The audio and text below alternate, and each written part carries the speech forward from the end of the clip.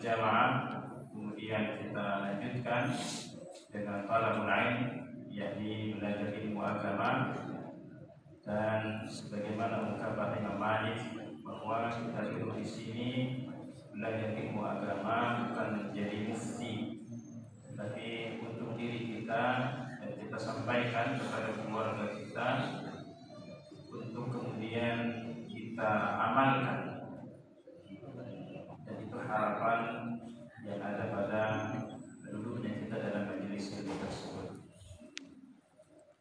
Adapun tema kita pada pagi ini adalah bagaimana kita belajar adab sebelum kita tidur, atau dalam bahasa luasnya kita akan belajar amal yaum wal lailah, yakni amalan sehari semalam. Kita awali ta'lim kita dengan basmalah. Bismillahirrahmanirrahim. Yang pertama, berharap kepada Allah Subhanahu wa taala tidak ada yang tertidur. Katanya jangan tidur ya Pak, Ibu jangan tidur. Karena ada hadis Nabi sallallahu alaihi wasallam yang keutamaannya bisa kita raih. Man shallal ghadata fi jama'atin thumma qa'ada yadhkurullah hatta tatlu'a asy-syams. Siapa saja yang telah melaksanakan sholat subuh secara berjamaah, alhamdulillah kita sudah melaksanakannya. Thumma qa'ada yadhkurullah, kemudian dia duduk berzikir kepada Allah Subhanahu wa taala. Dan kita juga sudah melaksanakan zikir ba'da sholat. Dan kita disebutkan bahwa di antara makna zikir itu ada yang hukmi, ada yang lafzi. Hukmi ya seperti ini, diingatkan dengan ayat Allah, firman Allah, diingatkan dengan hadis Nabi sallallahu alaihi wasallam. Kemudian kita ingat kepada Allah, itu zikir secara hukum. Tapi juga ada zikir lafaz, jadi seperti kita zikir habis sholat, zikir pagi, itu juga termasuk zikir lafaz. Atau dengan kalimat-kalimat thayyibah, dengan kalimat-kalimat yang baik, subhanallah, alhamdulillah, la ilaha illallah, Allahu akbar, itu zikir secara lafaz. Dan atau dengan membaca Al-Qur'an, itu juga termasuk bagian dari zikir. Tsumma qa'ada yadhkurullah. Sampai kapan? Hatta tatlu'a asy-syams, sampai terbit matahari. Insyaallah kajian kita sampai terbit matahari. Dari timur ke barat Pak. Dari timur ya, dari barat saya. Hatta tatlu'a asy-syams, sampai terbit matahari. Nanti ada alarm jam menunjukkan bahwa sudah terbit matahari. Dan ada larangan kita untuk sholat saat terbit matahari dan saat matahari berada di atas kepala kita atau ubun-ubun kita, yang menunjukkan saat itu terik. Kemudian dibiarkan zawal condong ya sedikit ya, menunjukkan masuknya waktu zuhur. Kemudian kita baru sholat ya.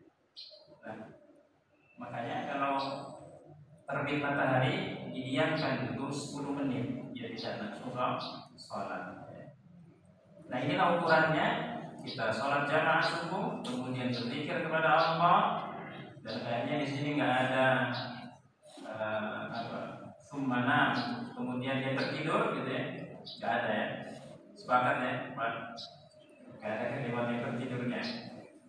Baru setelah itu tsumma shalla rak'ataini, setelah kita berzikir sampai terbit matahari tadi, sholat 2 rakaat. Kanat lahu ka'ajri hajjatin wa umrah, maka keutamaan yang bisa kita dapatkan seperti mendapatkan pahala haji dan umrah. Insyaallah keutamaan yang besar. Tentu apalagi di akhir pekan seperti ini kita bisa meraihnya. Di hari-hari yang lain mungkin kita kesulitan karena banyak beraktivitas, tapi di akhir pekan kita bisa mengamalkan hadis ini. Tentu ini ini nggak perlu nanti juga ditambahin di depan namanya kalau sudah sering sholat syuruk. Sebenarnya bukan sholat syuruk ya, karena nggak ada istilah syuruk itu, sholat syuruk nggak ada. Yakni sholat duha yang diawalkan waktunya. Ya. Jadi sholat duha yang diawalkan waktunya.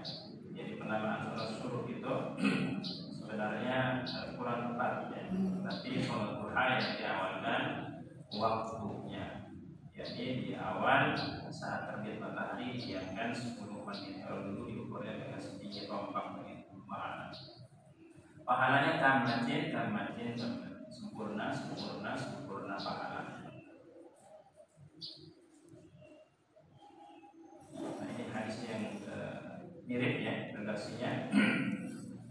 Man sholat as-subh fi masjid jamaah, yakni sholat subuh berjamaah di masjid ya, sama. Dan bagi yang sudah melaksanakan sholat subuh, masya Allah, ini keutamaan yang besar untuk senantiasa kita pegang ya. Kemudian untuk kita jadikan keutamaan yang besar untuk kita semangat bangun di pagi hari ya. Karena orang yang melaksanakan sholat subuh itu berada dalam jaminan Allah. Man shalla subha fa huwa fi dhimmatillah. Siapa yang sholat subuh maka ia berada dalam jaminan Allah. Fala yaqtubannakumullah. Oleh karena itu janganlah menyakiti orang yang melaksanakan sholat subuh ya tanpa jalan yang benar. Kenapa? Karena nanti Allah akan menyiksanya dengan menumpukannya di atas wajahnya dalam neraka jahanam. Jadi orang yang melaksanakan sholat subuh ya katanya semalas-malasnya kita sebagai muslim ya, subuh itu sudah harus bangun. Itu udah ukuran paling malas ya kita bangun sholat subuh kemudian berjamaah di masjid. Keutamaan yang besar. Tetapi memang hanya orang-orang spesial yang bisa melaksanakannya. Karena tidak ada sholat yang lebih berat bagi orang munafik selain dari sholat subuh dan sholat isya. Kalau masih ada kegiatan jamaah kita di sholat subuh, maka saksikan dia mukmin, maka saksikan dia orang yang beriman kepada Allah Subhanahu wa Ta'ala. Ya, selama kita masih berada, sahabat-sahabat kita, ya jamaah kita ini masih kelihatan sholat subuh berjamaah, saksikan dia orang yang beriman. Karena itu jaminan dari Nabi Sallallahu Alaihi Wasallam. Jika kalian lihat saudara kalian tidak ada itu merajul ya'tal masjid, kemudian lihat dia bolak-balik ke masjid, fashhadu bil iman, saksikan dia orang yang beriman. Ya. Nah, ini kayaknya karakternya beda Pak ya. Beda karakternya. Tapi hukumnya sama. Perubahan. Kita belajar tidur tidak hanya sekedar tidur. Ya. Tidur ini paling enak, apalagi tidur saat pengajian. Apalagi ada tempat senderannya. Ya. Kemudian di bawah AC gitu ya. Nah, itu paling enak. Tiba-tiba dibangunin selesai. Dapat pahala kan? Dapat. Tapi jangan ditanya, dapat mimpi apa enggak, tanya sama yang bersangkutan. Tidur itu bagian dari tanda kekuasaan Allah Ta'ala. Firman Allah Subhanahu wa Ta'ala di dalam Al-Quran surah Ar-Rum, wa min ayatihi manamukum bil-laili wan-nahar wa ibtigha'ukum min fadlih inna fi dzalika laayatin liqaumin yasma'un. Dan di antara tanda-tanda kekuasaannya adalah tidurmu di waktu malam dan siang hari, serta usaha mencari sebagian dari karunia-Nya. Sesungguhnya pada demikian itu benar-benar terdapat tanda-tanda bagi kaum yang mendengarkan. Jadi tidurnya kita baik itu di waktu malam sebagai tidur yang panjang, atau tidur kita di waktu siang disebut dengan tidur qailulah, yakni bagian dari tanda kebesaran Allah Subhanahu wa taala. Dan itu merupakan karunia, merupakan nikmat. Jadi tidur itu benar nikmat, Pak. Ya. Karenanya jika kita menganggap dan merasa bahwa tidur itu adalah nikmat, mesti disyukuri. Karena ada sebagian orang yang dia nggak bisa tidur, atau dengan istilah terkena apa? Insomnia. Ya, susah tidur. Dia harus konsumsi obat. Ya. Nah kita masya Allah ya, pokoknya masuk masjid senderan tidur. Ya, masya Allah. Kan nikmat. Ya. Nikmat nggak Pak? Masya Allah. Sepakat ya? Nikmat. Gimana kalau sekarang tidur aja?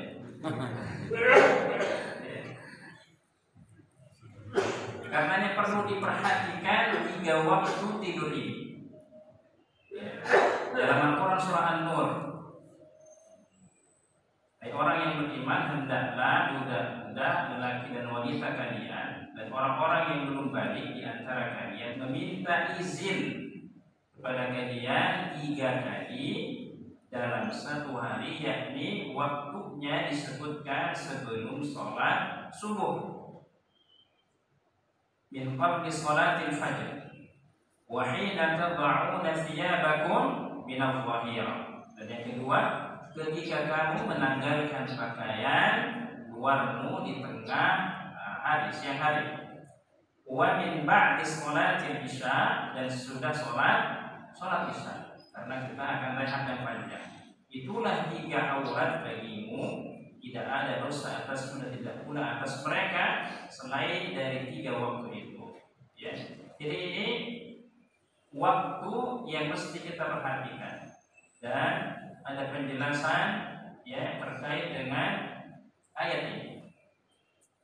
Seperti Ibnu Katsir menyebutkan sebelum sholat subuh, karena ketika itu masih tidur panjang kita. Ya, kemudian waktu qailulah di siang hari, karena waktu tersebut biasanya kita apa? Kalau sekarang udah nggak gerak Pak ya. Dulu panas gerak ya. Pakaian tadi dilepas siang hari ya. Bedanya memang belakangan ini cuaca cukup panas. Status orang kayaknya asli nggak ini katanya, nggak ngaruh gitu ya. Karena cuaca begitu teriknya di siang hari. Kemudian yang ketiga setelah sholat isya, karena pada saat itu adalah waktu tidur atau istirahat yang panjang. Di 3 waktu tersebut anak-anak ya, maka kalau mau masuk kamar harus izin terlebih dahulu, ngetok dulu setidaknya ya, karena dikhawatirkan kita ya terbuka auratnya. Nah, tidur ini dihukumi sunnah. Allah Subhanahu wa taala berfirman dalam Quran surah Al-Furqan, Ashabul jannati yawma idzin khairun mustaqarran wa ahsanu maqila. Para penghuni surga pada hari itu paling baik tempat tinggalnya dan paling indah tempat qailulahnya, wa ahsanu maqila. Dan tidur itu disebut dengan tidur apa? Qailulah. Tidur yakni di siang hari. Ya. Pengertian qailulah adalah tidur di siang hari. Bagaimana mengucapkan Imam Al-Aini mengatakan bahwa yang dimaksud adalah tidur di tengah siang. Sedangkan Al-Munawi mengatakan bahwa qailulah tidur di tengah siang ketika zawal matahari tergelincir ke barat, mendekati waktu zawal atau bisa jadi sesudahnya. Ada yang menyebut sebelum zuhur, ada yang menyebut setelahnya. Qailulah. Ya. Qilu fa inna syayatin la taqil. Tidur qailulahnya, tidur sianglah kalian, karena setan tidak pernah mengambil tidur siang. Jangan pula Pak, kalau ada teman yang nggak tidur siang kayak nggak perlu ya. Ya memang kalau disuruh malah tidur siang malah repot ya. Tetapi kita misalnya rehat bagi yang masih aktif bekerja itu ada sholat zuhur ya, hingga sandaran tadi, kemudian rebahan sedikit ya. Kan suka ada yang ini di beberapa masjid itu ada tulisan dilarang tidur, dilarang tidur ya, dilarang tidur di dalam masjid. Gimana nih? Di sini nggak ada ya, alhamdulillah ya. Nggak ada. Sudah disepakati di sini boleh tidur ya. Insyaallah. Gimana kita mengamalkan hadis ini? Ya. Di tempat saya itu di Masjid Baitur Rahman Ancol itu di serambinya dikasih tempat ya, dibolehkan di situ untuk rebahan. Maka biasanya kalau zuhur itu tempat favorit Pak. Ya. Adem, empuk, ya. Pengunjung dan karyawan itu banyak di situ kalau habis sholat zuhur. Maka suka ada yang bikin status tempat yang paling enak setelah sholat zuhur di sini. Ya. Memang nikmat Pak tidur siang itu. Dan masya Allah ternyata di Cina itu anak-anaknya ketika sekolah pagi itu mengamalkan tidur sebelum zuhur. Jadi namanya program ya, tidur sebelum zuhur. Jadi di antara jam 10 jam 11 mereka diperintahkan semua tidur. Dan saya juga pernah mendengar di salah satu ustadz ya di daerah Bogor itu pesantren juga mengamalkan itu. Ternyata ada hubungannya Pak dengan kecerdasan yang setelah diteliti. Masya Allah, pertama ini mesti diraih. Apa di antara manfaat tidur payunan itu? Payunan tidur di waktu siang atau sebelum zuhur atau setelahnya, yakni ibaratnya seperti sahur bagi orang yang berpuasa, yakni menguatkan, baik menguatkan secara fisik, akalnya, ya ini keutamaan yang besar. Sehingga saya berikan beberapa manfaat tidur siang. 6 manfaat tidur siang untuk orang yang dewasa: memperbaiki suasana hati, ya, reaksi atau relaksasi yang berasal dari berbaring dan istirahat, ya, adalah menguat suasana hati. Karena rileks Pak, ya sejenak. Meningkatkan daya ingat, bagus untuk jantung. Tidur siang selama 40 menit sampai 60 menit memiliki tekanan darah lebih rendah setelah mengalami tekanan mental. Orang kan habis itu sebelumnya ya dapat tekanan yang lebih baik dari atasan ya di kantornya, atau dapat tekanan juga dari orang rumah ya.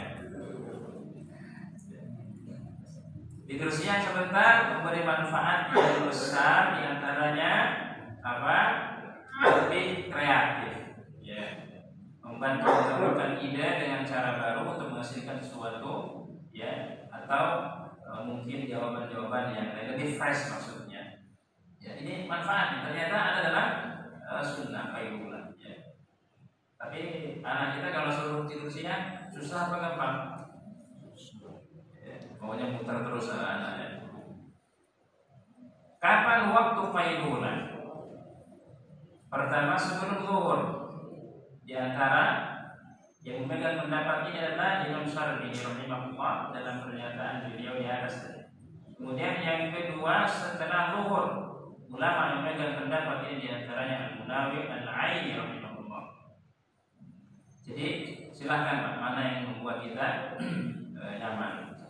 Tetapi utamanya adalah pada zuhur. Dahulu kami di zaman Nabi SAW tidak akan berqailulah atau makan siang kecuali setelah Jumatan. Ya. Jadi qailulahnya itu setelah Jumat, berarti setelah zuhur ya. Dan Ramadan makan siangnya setelah zuhur. Ini bukan permanen ya Pak, bukan permanen. Boleh juga sebelum zuhur.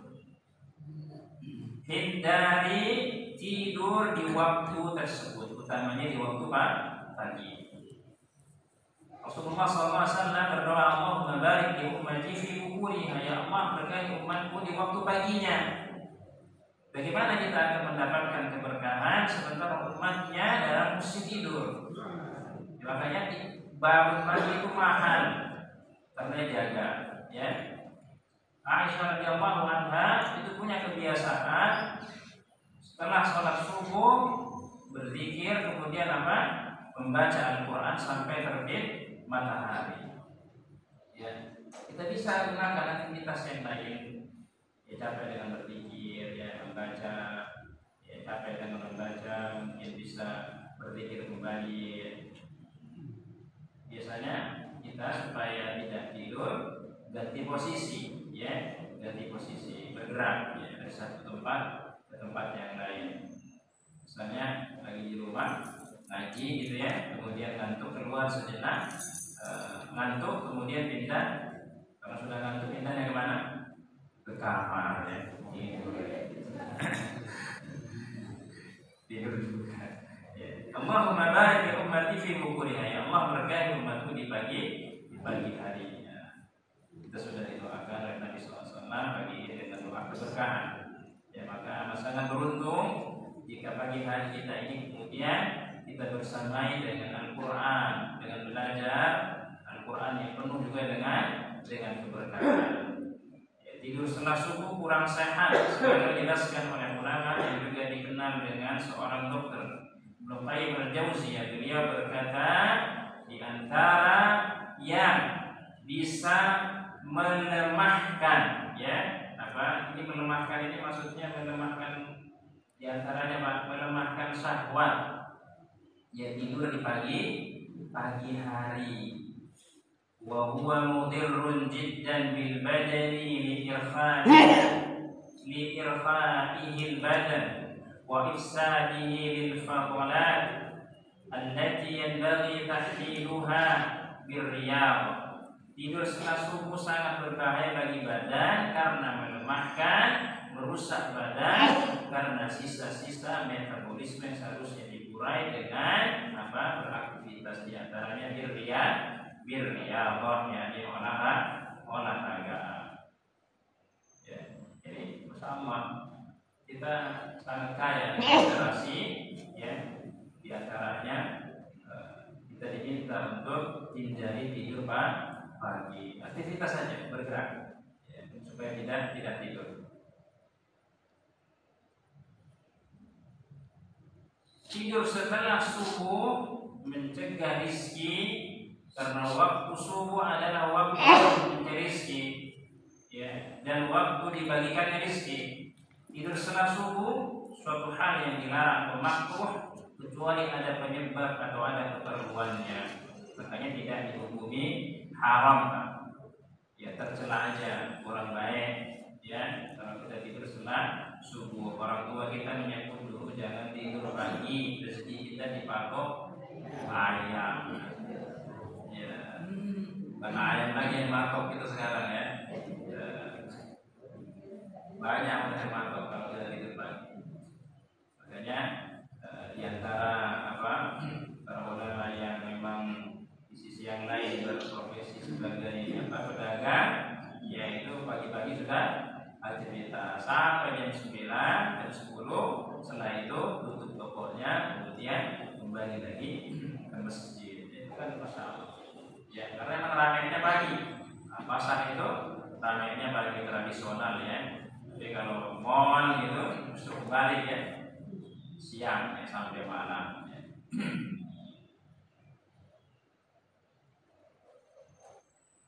Yang Ibnu menyebutkan ada 4 yang bisa menghambat datangnya rizki. Yang pertama, tidur di waktu pagi, kemudian sedikit sholat, kemudian malas-malasan, dan yang keempat adalah berkhianat. Ya, dikasih amanah, khianat. Ya, ini perlu kita tanamkan dalam diri kita bahwa ada yang bisa menghambat datangnya rezeki, ya, tidur pagi, sedikit sholat, ya, malas-malas, dan berkhianat. Tetapi kita juga mesti memperhatikan hak-hak dari setiap kebutuhan kita. Hak badan ini ada istirahatnya. Ya. Dalam riwayat ini kan masya Allah nih jamaah. Ada orang yang dia sholat malam terus, ya.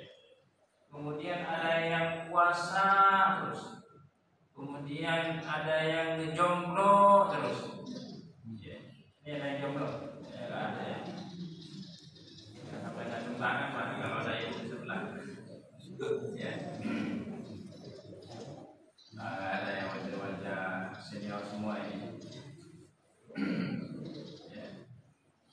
Kira-kira apa? Kira-kira dulu nih. Kalau ada yang seperti itu, sholat malam terus, puasa terus, ya.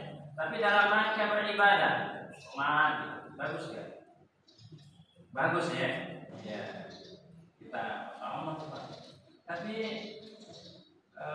hal yang seperti ini ditegur. Kenapa? Karena ini dia. Inna li rabbika 'alaika haqqan. Ya. Sesungguhnya bagi Rabbmu ada hak untuk kita ibadahi, ada haknya. Wa li nafsika 'alaika haqqan, dan jiwa kita juga, ya, punya hak.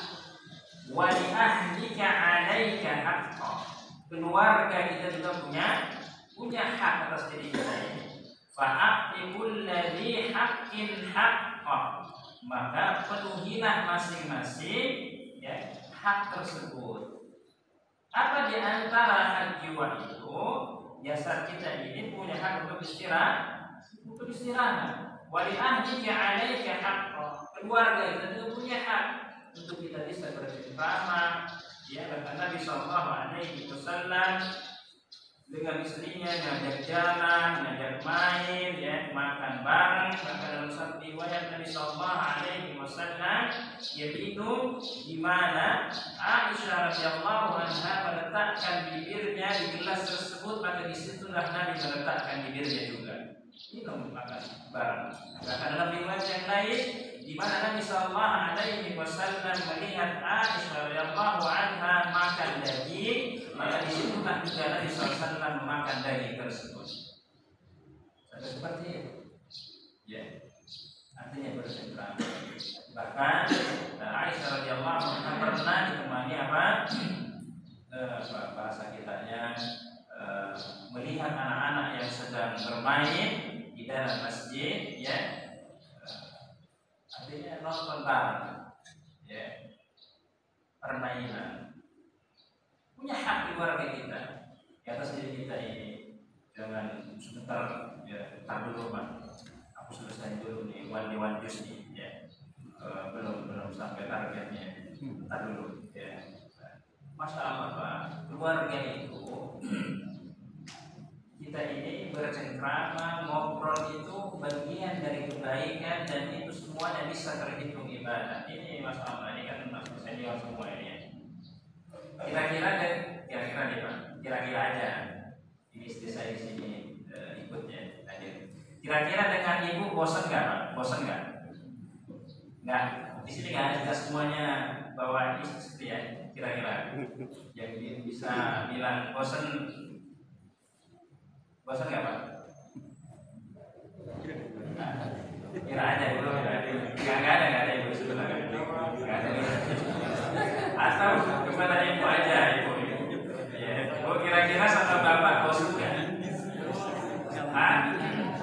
Ada yang tega ya.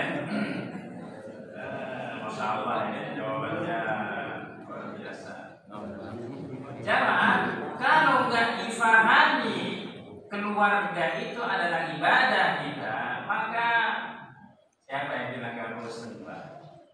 Dia yang berada di tempat tidur bareng, dia yang keluar dari kamar mandi, dia juga yang nanti nemeni kita makan, dia juga, pokoknya dia. Ya. Kalau tidak difahami, inilah yang menyebabkan, mohon maaf ya, banyak terjadi rusaknya rumah tangga, ya. Itu bukan karena penyebab ekonominya, bukan. Ya. Karena tidak bisa memaknai keluarga itu sebagai ibadah, sehingga dia ingin mencari sesuatu yang baru, ya, yang lain. Ya. Betapa banyak orang yang, masya Allah, dalam banyak informasi kita dapatkan, rasa-rasanya apa, ekonominya mapan, nggak diragukan, ya, punya banyak hal, tetapi rusak juga rumah tangganya. Ternyata bukan itu. Pemahaman yang mesti dikuatkan. Makanya Nabi sallallahu alaihi wasallam pernah bersabda, khairukum li ahli wa ana khairukum li ahli. Sebaik-baik kalian adalah yang terbaik buat keluarga kalian, dan aku ini adalah orang yang paling baik terhadap keluarga. Masya Allah jemaah. Kalau kita lihat hadis-hadis yang berkaitan kenapa Nabi sallallahu alaihi wasallam memperlihatkan dirinya sebagai manusia terbaik terhadap keluarganya, kita nggak ada apa-apanya setelah kita membaca riwayat-riwayat ini. Ya. Bagaimana tadi Nabi SAW posisinya sedang iktikaf jamaah, sedang iktikaf, keluar nemeni istrinya, ngantarkan. Kira-kira kalau kita disampaikan istrinya, jangan samperin bapak ya.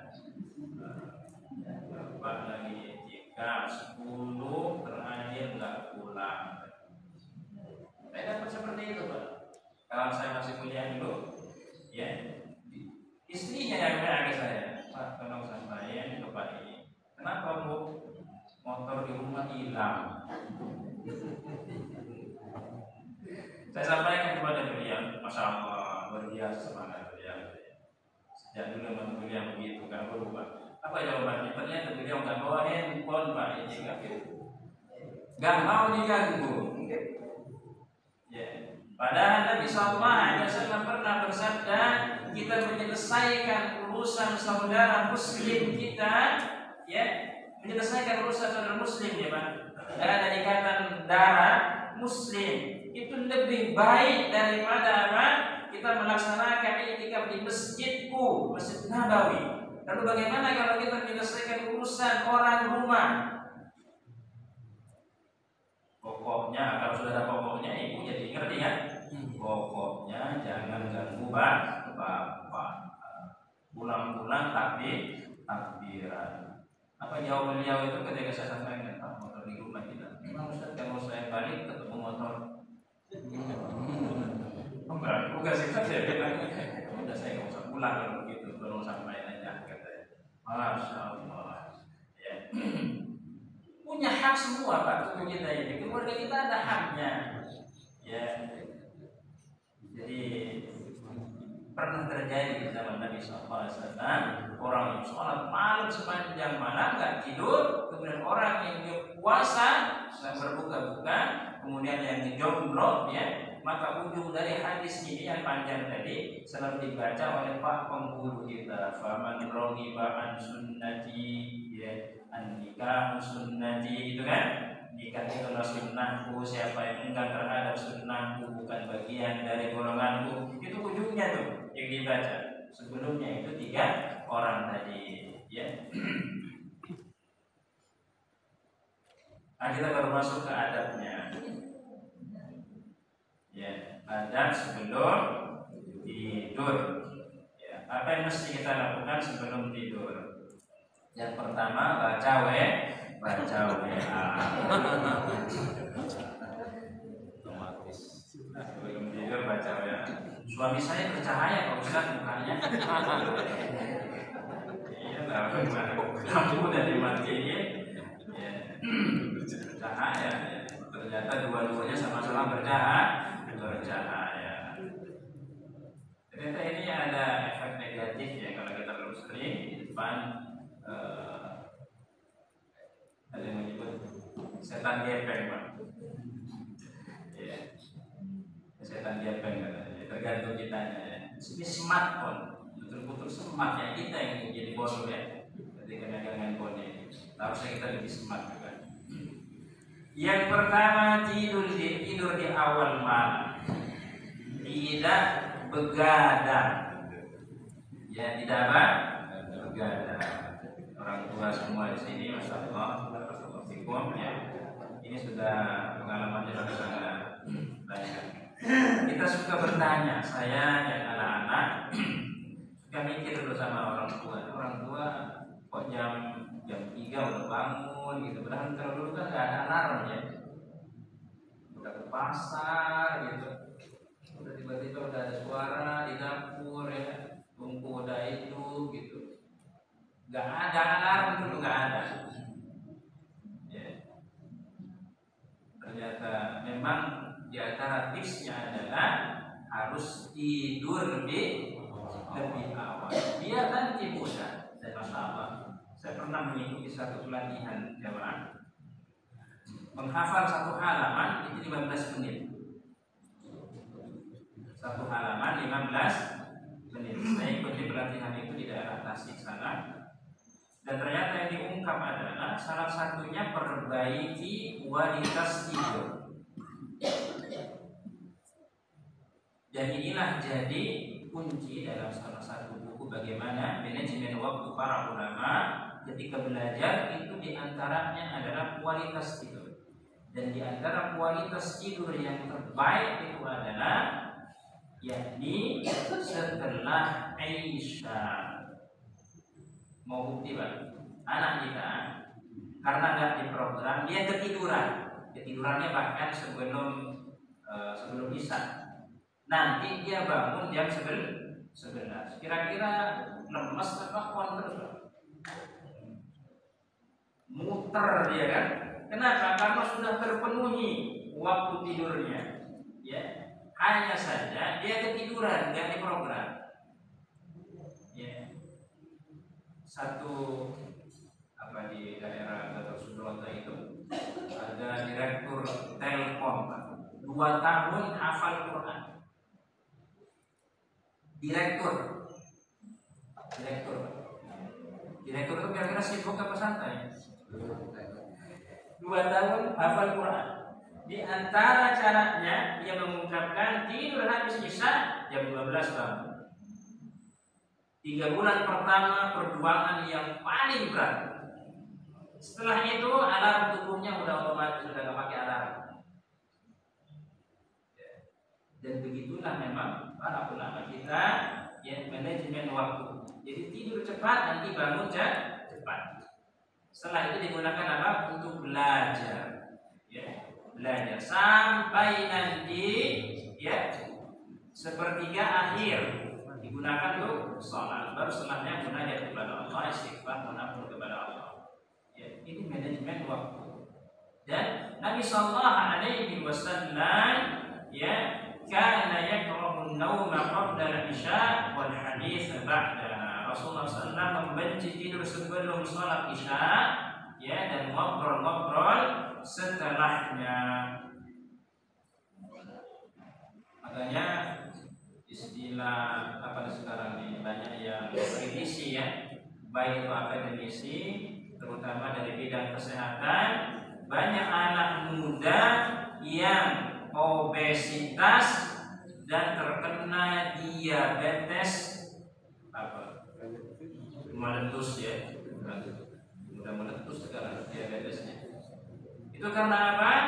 Coba Pak, udah begadang, minumnya kopi pakai gula, cemilannya tepung, udah gitu digoreng, habis itu tidur.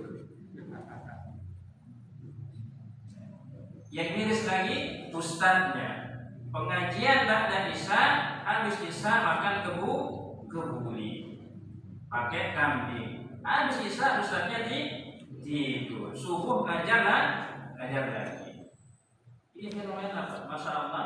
Pengurus saya sama Ustaz menghadirkan makan, ya setelahnya Ustaz gak ada olahraganya, gak ada aktivitas yang lain. Ya, ini fenomena yang banyak belakangan ini. Banyak guru kita yang tiba-tiba ya, memang nggak bisa dibuktikan qadar Allah syafa'a pasti. Ya tadi kita diberikan kemampuan untuk bisa, kan sehat ini nikmat Pak, yang perlu dijaga. Ya, yang perlu dijaga. Mesti kita syukuri nikmat itu dan kewajiban kita untuk menjaga nikmat itu supaya Allah tambah terus nikmat sehat itu. Supaya kita nyaman beribadah, datang ke masjid. Betapa banyak jamaah kita yang nangis, bercucuran air matanya ketika sudah kembali di rumah sakit. Keinginannya hanya satu saja, ingin kembali berjamaah di masjid bersama-sama kita. Tapi ketika sudah sehat, ngilang lagi. Ya. Wal hadits ba'da ngobrol setelahnya itu juga kalau nggak ada kepentingannya lebih baik dihindari. Nabi SAW sangat tidak suka begadang setelah sholat isya karena beliau sangat ingin melaksanakan sholat malam dan khawatir jika sampai luput dari sholat subuh berjamaah. Umar bin Khattab sampai pernah memukul orang yang begadang setelah sholat isya. Beliau mengatakan, apakah kalian sekarang begadang di awal malam dan di akhir malam tertidur lelap? Ini catatan besar buat kita dan generasi kita, ya. Apalagi kalau sudah malam, itu kalau handphonenya masih tegak begini masih aman, tapi kalau sudah miring, itu sudah mengkhawatirkan, ya. Apalagi bapak HP-nya miring, ibu juga HP-nya sudah miring, anak juga ikut miring HP. Akhirnya jadi keluarga HP-nya, ya, HP. Yang kedua, jangan lupa untuk berwudu. Ya. Qala an-nabi idza ataita mabja'aka fatawadda wudu'aka lis-shalah. Nabi SAW bersabda, jika kamu mendatangi tempat tidurmu maka berwuduklah seperti wudukmu ketika sholat. Nah, ini yang sering menjadi pertanyaan, gimana Ustaz? Kalau setelah wuduk itu saya apa biasanya? Buang angin, ya, buang angin. Saya ini kalau setiap kali habis wuduk bawaannya mau buang angin, dibuang Pak, jangan disimpan angin itu, buang aja, ya, jangan ditahan.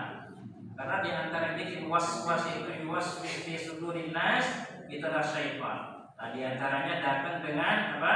Kita suka menahan apa? Buang angin kita. Dilepas, dilawan, habiskan, ya, habiskan aja. Nanti wudu lagi. Mau begitu lagi Pak? Wudu lagi. Saya yakin bapak atau ibu termasuk orang yang kuyup malam itu.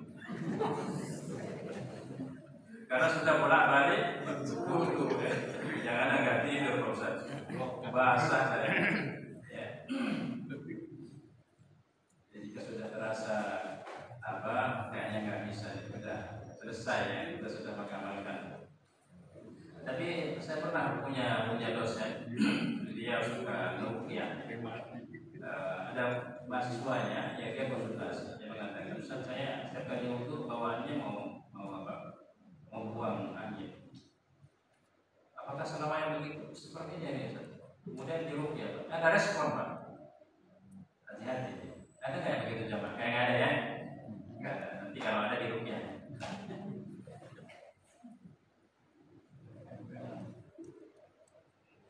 Kemudian lakukan sholat witir, ya.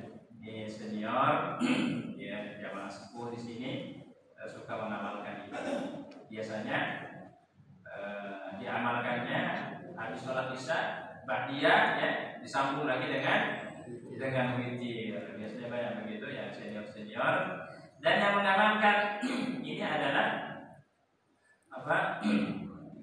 Abu Bakar As-Siddiq. Abu Bakar Siddiq itu kan diantara yang kehati-hatian yang kuat, ya, makanya dia melakukan sholat witir itu sebelum tidur. Jadi Umar bin Khattab itu di akhir, karena memang kuat ya. Tapi Abu Bakar Siddiq itu kebiasaannya lebih ke sholat witir sebelum witir karena khawatir nanti ya bangun ya atau nggak bangun atau bangun sudah menuju menuju subuh ya. Nah, kita yang sudah melaksanakan sholat witir ya, la witrani fil lail, nggak ada 2 witir dalam satu malam. Ya, kalau sudah sholat witir kita tadi setelah isya atau ba'diyah itu, maka nanti ketika bangun tinggal sholat aja 2 rakaat salam. Ya, 2 rakaat salam. Nah, kita yang melaksanakan sholat malam itu, ya jamaah, nggak mesti misalnya kita ini berdiri, ya, duduk juga boleh. Ya, sholat malam itu, sholat sunnah, masya Allah lebih fleksibel bagi kita ini. Ya, duduk boleh. Ya, saya kuat Pak Ustaz, tapi saya mau baca lama, ya, duduk aja sholat. Boleh. Ya, Nabi SAW karena banyak riwayat, ya sholat sunnah itu di atas kendaraannya. Tapi ketika Nabi SAW melaksanakan sholat wajib turun dari atas kendaraannya. Tapi sholat sunnah di atas kendaraan.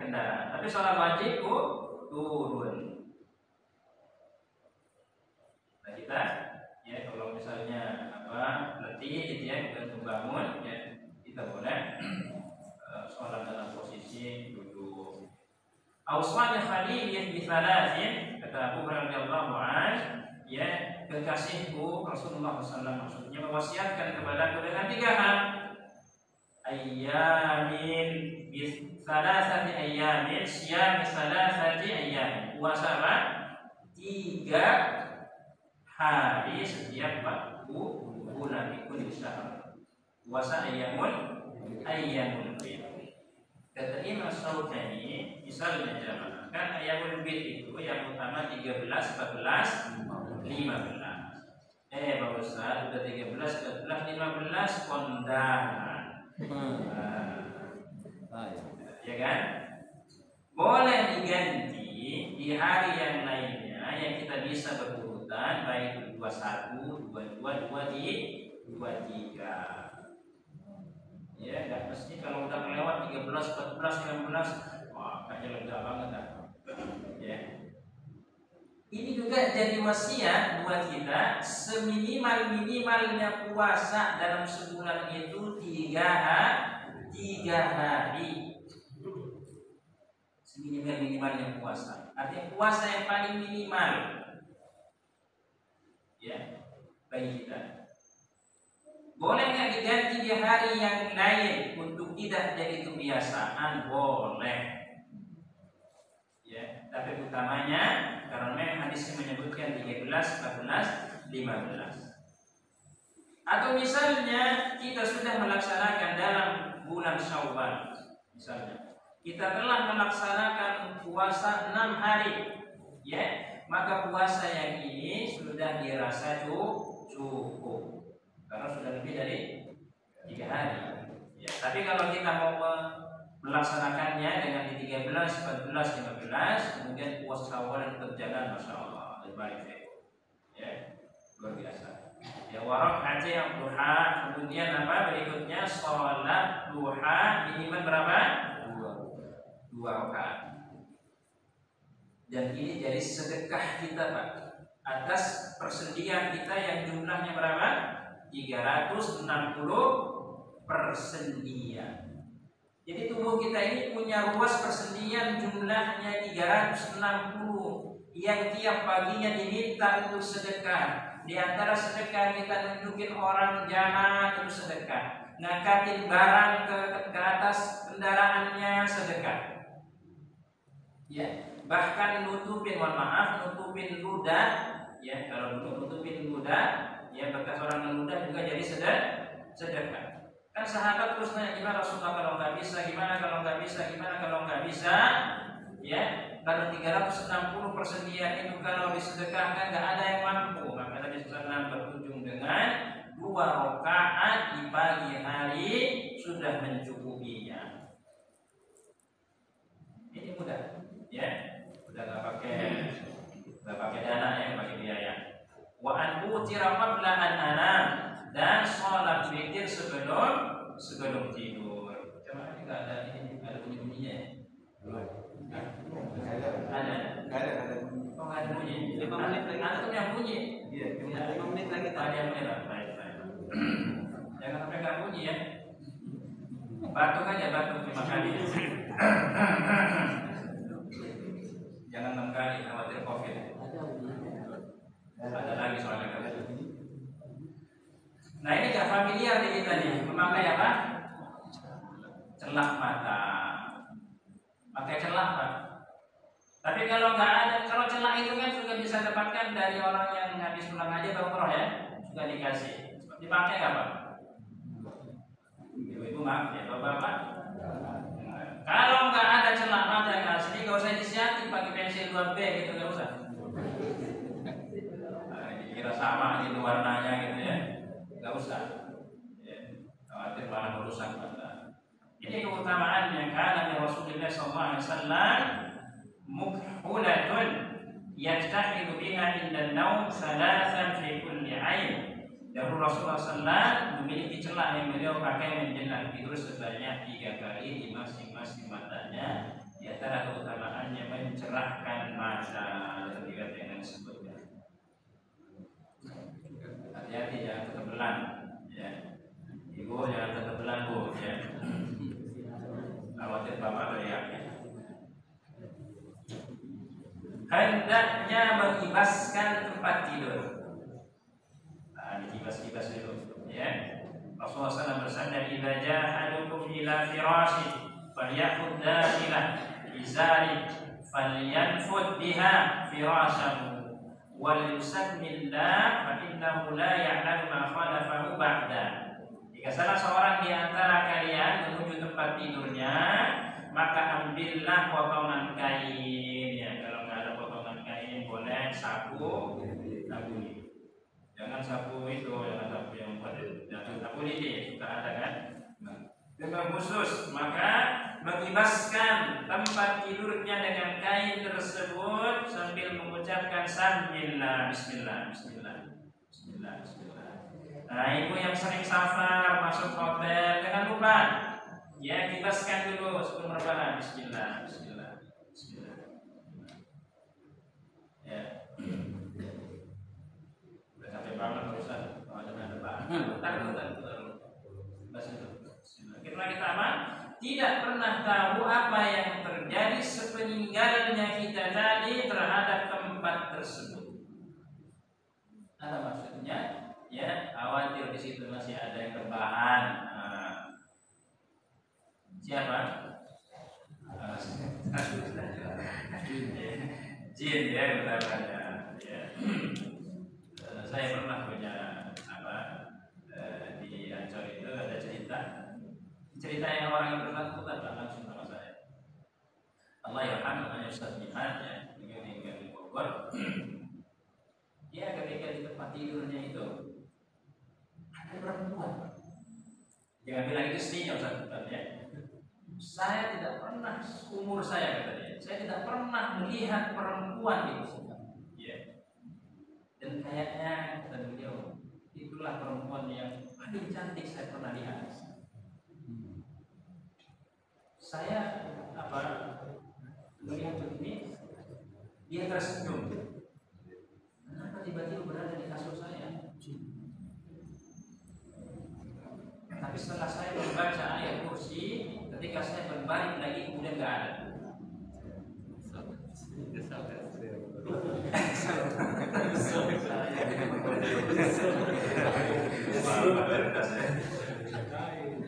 Nyesel nggak dia?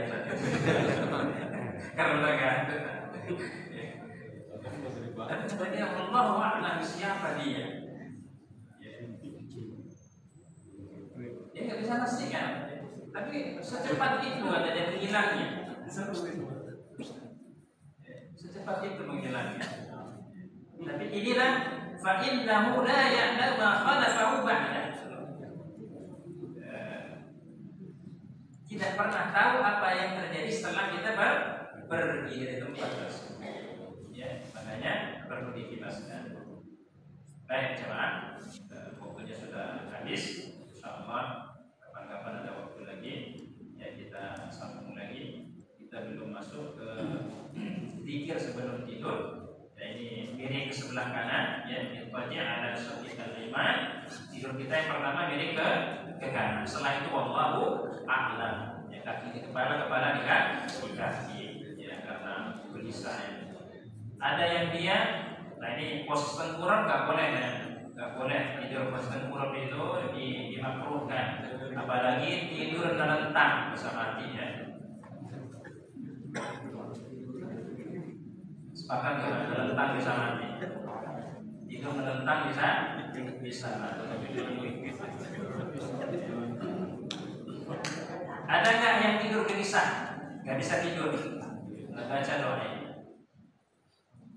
A'udzu bikalimatillahi tammati min ghadabihi wa 'iqabihi wa syarri ibadihi wa min hamazati syayatin wa yahdurun. Beras gelisah, takut tidur sendirian ya, merasa kesepian. A'udzu bikalimatillahi tammati min ghadabihi wa 'iqabihi wa syarri ibadihi wa min hamazati syayatin wa yahdurun. Aku berlindung dengan kalimat-kalimat Allah yang sempurna dari murkanya, dari siksanya, dari kejahatan hamba-hambanya.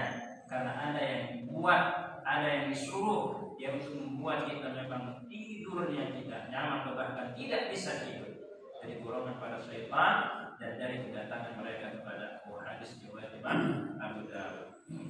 Terima kasih perhatian ya semuanya jemaah. Waalaikumsalam. Disebutkan dengan kalimat hamdalah dan tasbih kafaratul majlis. Alhamdulillahirabbil alamin. Subhanallahumma bihamdihi asyhadu an la ilaha illa anta astaghfiruka wa atubu ilaik. Insyaallah nanti materinya saya share kemudian untuk bisa disampaikan kepada jemaah. Terima kasih. Assalamualaikum warahmatullahi wabarakatuh. Waalaikumsalam.